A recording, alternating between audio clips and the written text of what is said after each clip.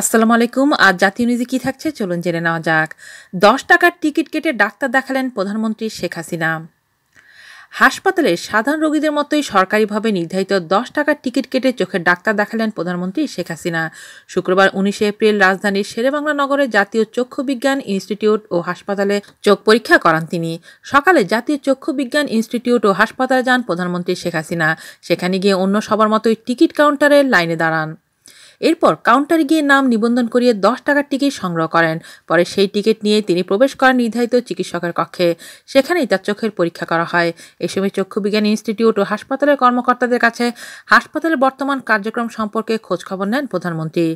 সেখানে নিয়োজিত চিকিৎসক ও নার্সদের ধন্যবাদ জানান তিনি।